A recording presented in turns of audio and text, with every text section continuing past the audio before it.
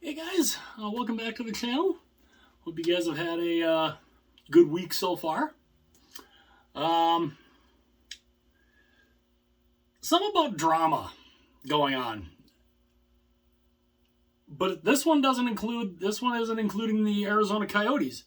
It's including a different team, as you can probably tell.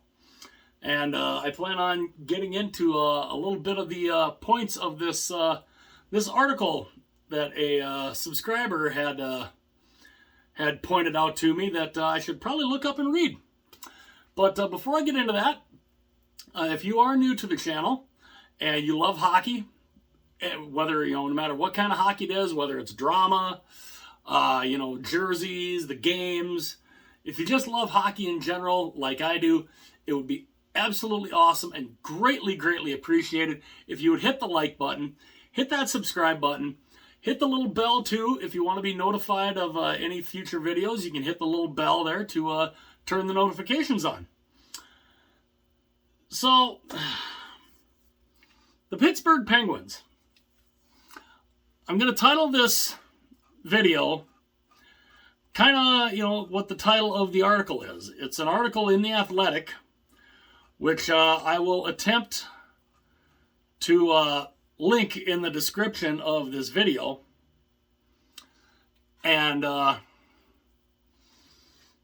basically, how I'm titling the video, it's going to be titled Chaos in Pittsburgh. Now, I'll move this forward a little bit here because I did write down some different bullet points here. Now, there's an article in The Athletic that was done by Rob Rossi and Josh Yohe, or Josh Yo, one of the not exactly sure how to pronounce his name. If I'm mispronouncing your name, I apologize. I think it's Josh Yo. But it details the 2 years of Ron Hextall, Brian Burke, and David Morehouse and their tenure with the Pittsburgh Penguins. And wow, what a disaster. So, February 7th of 2021, Ron Hextall and Brian Burke are hired as the general manager and what was Burke's title? I think Burke was like the AGM. I think something like that. So they were hired, and you had two unrestricted free agents that both wanted to stay in Pittsburgh, but they weren't sure if it was going to happen. In Evgeny Malkin and Chris Letang. It got to a point where Malkin became very irritated and eventually insulted by these contract talks. And Malkin said he did not trust Hextall, and he was willing to test the free agent market. Now, eventually, he gets Malkin to sign. I think he got Letang to sign first, where Letang got a 6-year deal worth $36.6 million and a full no-trade clause. So he's staying in Pittsburgh for basically the rest of his career. Malkin, eventually, because Malkin wanted to play until he was 40. Apparently that's Malkin's goal. Play till he's 40 and then, most likely retire. Well, Hextall, he got Malkin to sign a 4-year, $24.4 million deal. And it's interesting when you look at both Malkin and Letang both make the same amount. It's just Letang got 6 years, Malkin got 4. Now, Now, Hextall, Burke, and David Morehouse, Hextall was the GM, and then Burke and David Morehouse were head of hockey operations and the president of hockey operations. Now, when they were hired, the executives for the Fenway Group that bought the Pittsburgh Penguins, when they brought in Hextall and Burke, they asked them, and these are, I mean, all of this, the full article is in The Athletic, which it's a very, very detailed article. I mean, obviously I wasn't gonna write the whole article here, just, a lot of the main bullet points from the article I tried to get here on the board. But the Fenway executives, they asked Burke and Hextall what were their plans for the business side to try and,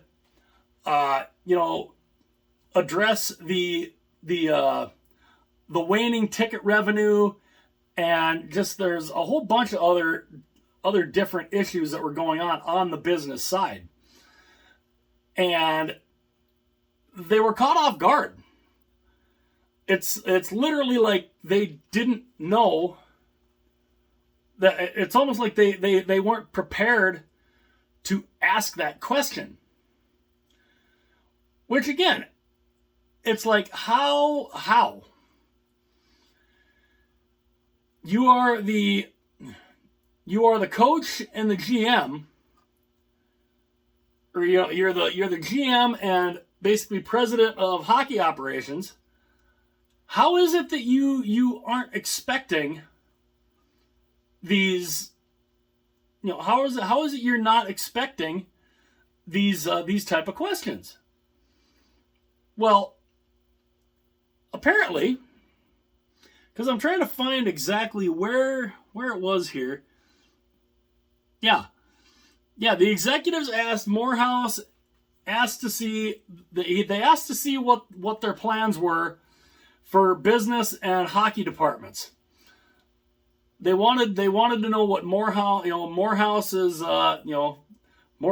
detail of the team finances and the waning ticket revenue. But they were caught off guard. They weren't sure what do we do? Well, Hextall goes and says, "Oh, it's all in my head." It's all in your head. Really? So apparently it's all in his head. He hasn't put anything down on paper here. It's just all in his head, apparently. We've wondered what sometimes goes through Ron Hextall's head during his tenure as general manager in the past. So he's ordered to put it on paper. So they go and they scramble. He scrambles into the hotel, the hotel that they were at, their business office, and tries to put it all into a Word document, and hand wrote the ideas on a legal pad. Basically, a legal pad like this. That's what he wrote it on. And he presented it. Now, the executives were not impressed by the lack of preparation that he had. And it's just weird, the waning ticket revenue, saying the plan was all in his head, and he scrambled to put it on a Word doc and wrote down pages. He presents it to the executives.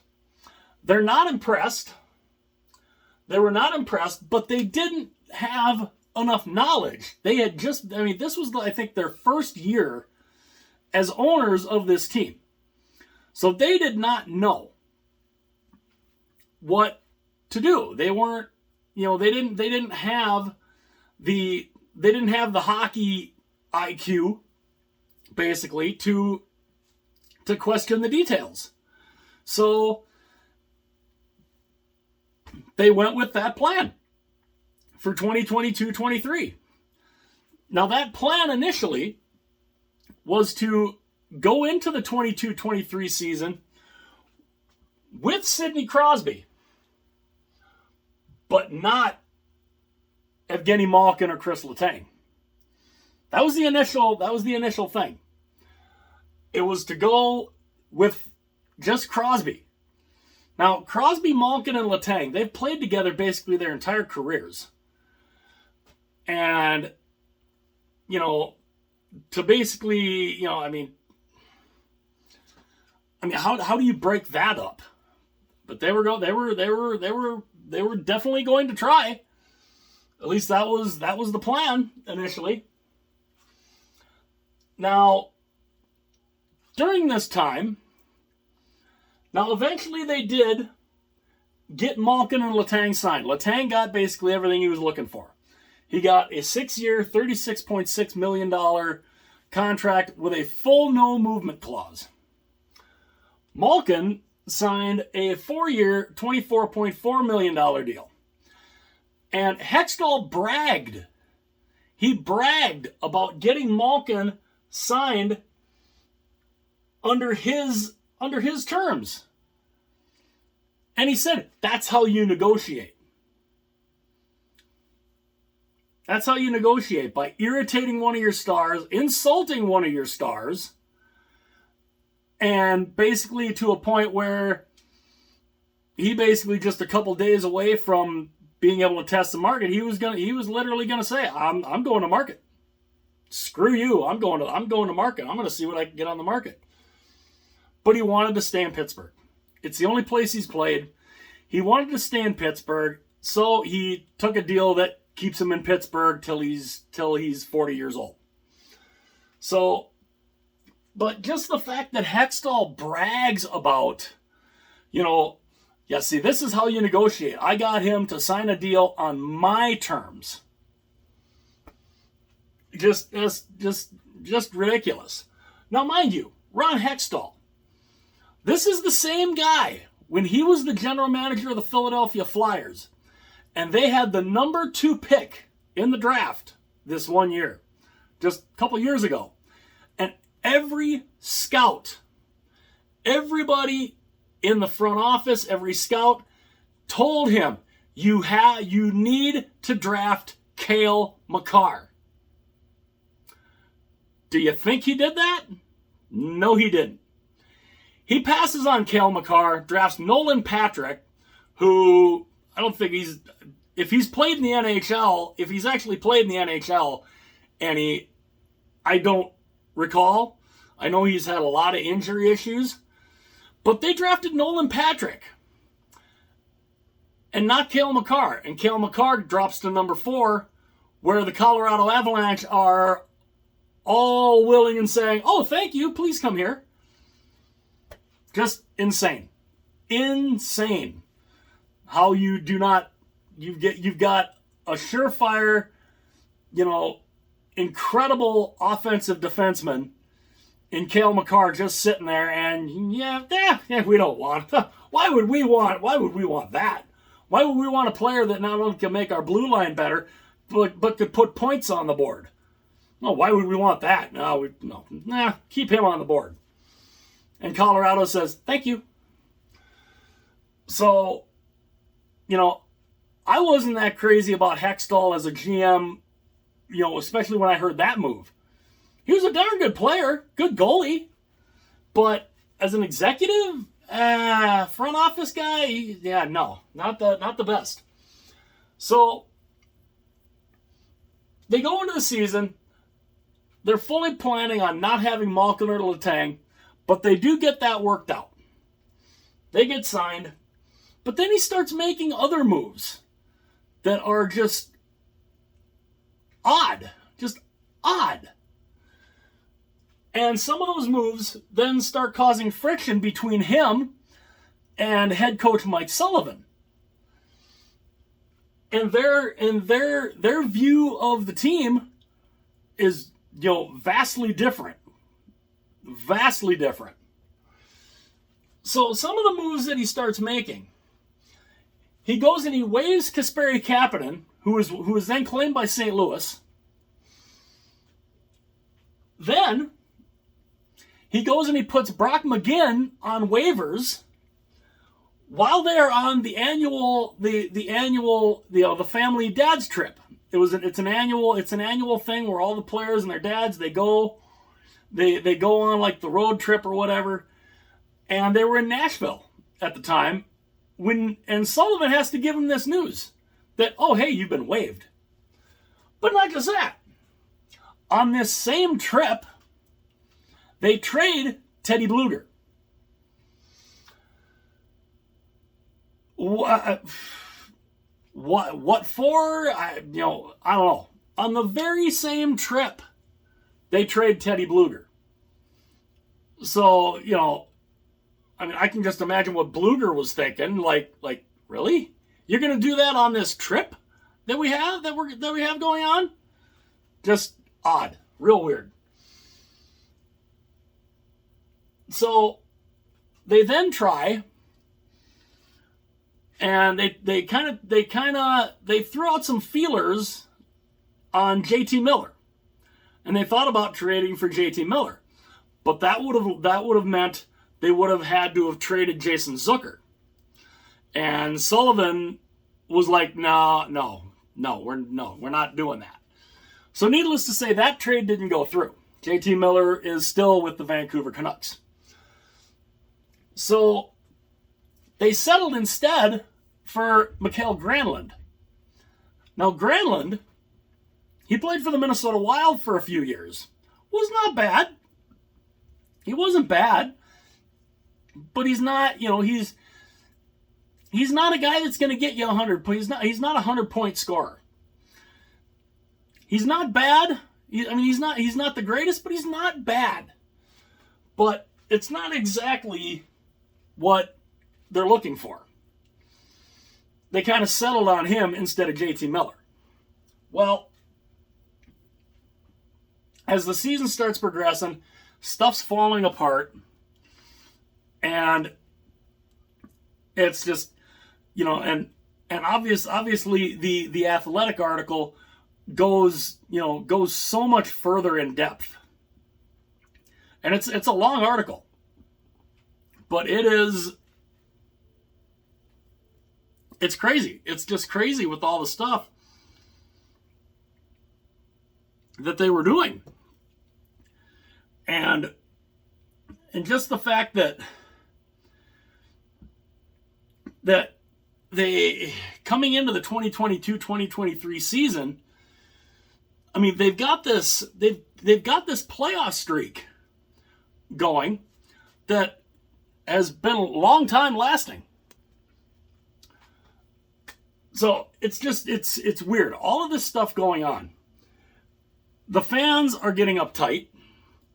The fans get to a point where they're starting to chant, "Fire Hextall." Now, you don't see that very often, where the crowd is chanting to fire somebody from the front office. Normally, they're chanting to fire the coach or, whatever, but not somebody from the front office, not necessarily the GM and the president of hockey operations. But it is getting to that point. And it's just they're struggling. This new ownership group doesn't really know what they're getting into. This Fenway Sports Group. They're baseball people. So what do they really know about hockey? They don't really know a whole ton about hockey. That's why they didn't really question, what Hextall and Burke were doing, because they thought, they know hockey. But it's getting to the point where the big three in Pittsburgh, Crosby, Malkin, and Letang, are, they're just, it's a mess. It is just an absolute mess. And just the way things were going, the Penguins end up going into the Winter Classic game. They have a lead and they blow that. Tristan Jarry gets hurt, so he's out over the next couple of months. Injuries start piling up, and they start sliding, and it gets to a point where they're fighting to stay alive in the playoff race, and they're in the playoffs. I mean, they were in the playoff. They were in one of the 2 wild card spots for a good chunk of time until getting toward the end of the season. Well, getting toward the end of the season, you go into a game, you're trying to keep the 16-year playoff streak alive. You've got 2 games left against the Chicago Blackhawks and the Columbus Blue Jackets to keep that streak alive. All you really got to do is beat Pittsburgh or beat Chicago. That's all Pittsburgh's got to do is beat Chicago. They can't do it. Then I think they get what, 1 point, I think, against Columbus. All they needed to do was beat the Chicago Blackhawks, and they would have gotten into that number 2 wildcard spot instead of Florida. Now, we've seen what Florida has done. Florida is right now in the Stanley Cup final because Pittsburgh couldn't beat the Chicago Blackhawks. But everything was just falling apart. The players were not happy, especially the idea, Malkin, was hoping, for another postseason run, that he would be able to bring his parents back, his parents back over from Russia. Well, that obviously didn't happen because the Penguins missed the playoffs. But it goes and it gets to the point where, they finish the interviews, all that, and, Hextall and Burke basically almost knew what was coming. And finally, what was it here? I think, what was it? April 14th? Yeah. April 14th. Burke and Hextall are finally fired. And they only got 2 seasons out of it. They only got 2 seasons out of them. And now they're trying to look for another GM and head of hockey operations. But it's a cluster right now. And again, this is a team that missed the playoffs for the first time in 16 years. And it's just it's crazy. But whoever comes in now as GM, and there's a lot of talk that the Penguins might, try and bring in Kyle Dubas, the former GM of the Toronto Maple Leafs. Now, Dubas is a good GM, but he's going to be expected to get this team back in the playoffs next season. So Dubas, if he's the guy, he's going to have to come in and he's going to have to hit the ground running and try to get this team back into the playoffs. Because again, they still have Crosby, they still have Malkin, and they still have Letang. Now, cap friendly here, they have Crosby for 2 more years. Crosby becomes a UFA in 2025-2026. They have Evgeny Malkin for 3 more years at $6.1 million. Crosby is at $8.7. And then, of course, you have Letang, who is locked up until 2028, 2029. So, and Crosby's 36 years old.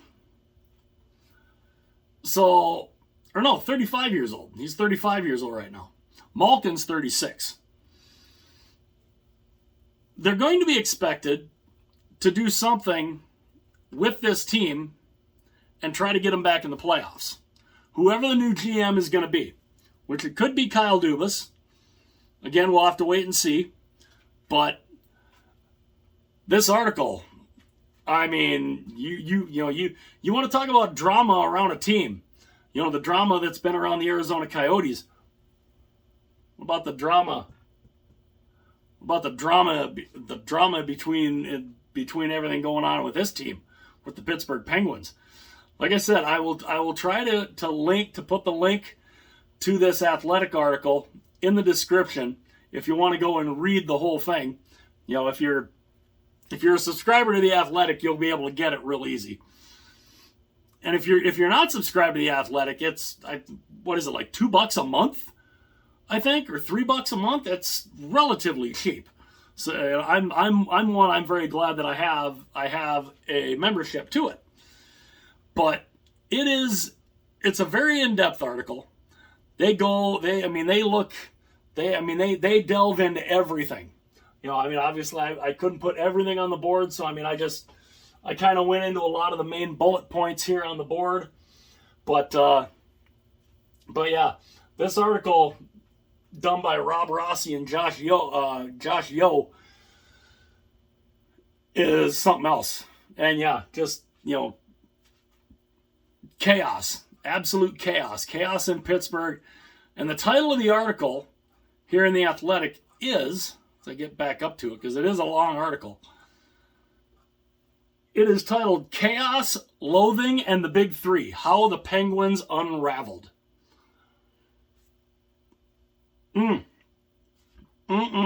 Just nuts. So I will attempt to put that link in the description. Go check that out. If you have a membership to The Athletic, go check it out, read it. It's a heck of a read.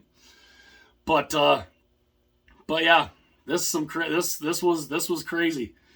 Definitely a different form of drama from the Arizona Coyotes, but still drama nonetheless. And Ron Hextall I don't know, I'd love to know what you guys think. Does Ron Hextall get another GM job somewhere? Was this his last crack at potentially being a general manager? I don't know. I'd love to know what you guys think, whether he gets another crack at a GM job again. But man, some of the moves that he's made during his time as general manager of the Flyers and then the Penguins definitely leaves one scratching your head. So let me know what you guys think in the comment section below. And again, you know, hit the like button, hit that subscribe button, hit the little bell too if you want to be notified of any future videos that are uploaded. And yeah, it's not just the Arizona Coyotes that have drama. We have some in the Pittsburgh Penguins. Give that Athletic article a look. And yeah. So again, hit like and subscribe, hit the little bell to be notified of any future videos if you haven't done that already. And yeah, hopefully the Pittsburgh Penguins can kind of right this ship and maybe try to get back into the playoffs again next season. Let me know what you guys think. I will see you guys later.